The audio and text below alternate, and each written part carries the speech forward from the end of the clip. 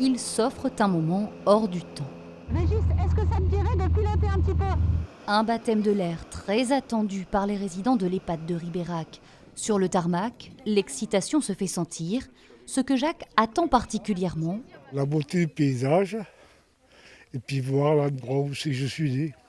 Mado, 87 ans, fait partie des premières à se lancer. Si vous marchez sur le blanc, vous allez passer au travers et le vol est terminé pour nous. Je veux pas. Non. Et en quelques secondes, à perte de vue, se dessine l'étang de la Jemaille, le Ribéracois vu du ciel. Vous êtes passé à travers un nuage.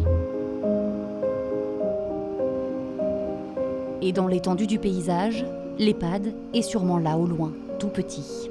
On est à quelle hauteur? Là, nous sommes à 2000 pieds. Dans les airs, les yeux brillent. La nonagénaire est sur son petit nuage. C'est des rêves, oui, tout à fait, un rêve merveilleux. J'aime beaucoup tout ce qui est aviation dans les livres, mais là, c'est pas le livre, c'est la réalité. J'ai du mal à réaliser. Que d'émotion.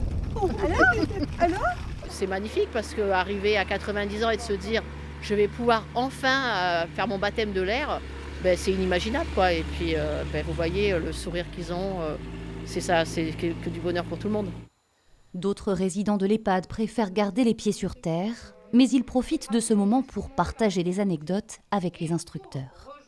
C'était émouvant de voir cette dame qui en fait avait son mari qui avait été le premier pilote un des premiers pilotes sur cette base et qu'elle revienne tant de temps après dans un aéroclub qui a changé à ce moment-là où nous on n'a pas connu cette époque-là, et de la voir avec cette personne-là, je trouve que même pour nous c'est une belle transmission. Ce jour-là, ils étaient une dizaine à prendre leur envol, certains pour la première fois, pour d'autres, cela a permis de raviver des souvenirs de jeunesse.